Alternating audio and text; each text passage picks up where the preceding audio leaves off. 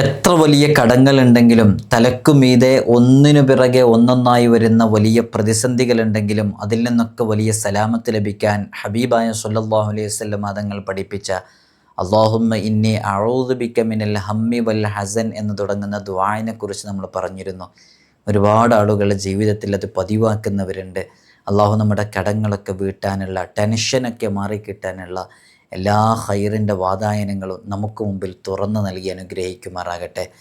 ഇന്നൊരു ഇസ്മാണ് അള്ളാഹുവിൻ്റെ പരിശുദ്ധമായ അസ്മാഉൽ ഹുസ്നയിലെ അൽ ഗനിയ്യ്, അൽ ഗനിയ്യ് എന്ന് പറയുന്ന ഇസ്മ. ഈ ഇസ്മ യാ എന്ന നിദാഇൻ്റെ അക്ഷരം ചേർത്ത് യാ ഗനിയ്യു യാ അല്ലാഹ്, യാ ഗനിയ്യു യാ അല്ലാഹ് എന്ന് വളരെ ആത്മാർത്ഥമായിട്ട് 101 തവണ എല്ലാ ദിവസവും ചൊല്ലലിനെ പതിവാക്കുകയാണെങ്കിൽ സാമ്പത്തികമായ ഏതു പ്രതിസന്ധികളാണെങ്കിലും എത്ര വലിയ കടങ്ങളുണ്ടെങ്കിലും അതെല്ലാം വീട്ടാനുള്ള ഹൈറിൻ്റെ വാതായനങ്ങൾ റബ്ബ് സുബ്ഹാനഹു വ തആല നമ്മളറിയാത്ത രൂപത്തിൽ നമുക്ക് തുറന്നു തരും. എത്ര വലിയ കടങ്ങളുണ്ടെങ്കിലും വീടിക്കിട്ടും. ചെയ്തു നോക്കൂ, അനുഭവമാണ്. അള്ളാഹു നമ്മുടെ കടങ്ങളൊക്കെ വീട്ടാനുള്ള വഴികൾ എളുപ്പമാക്കി തരട്ടെ.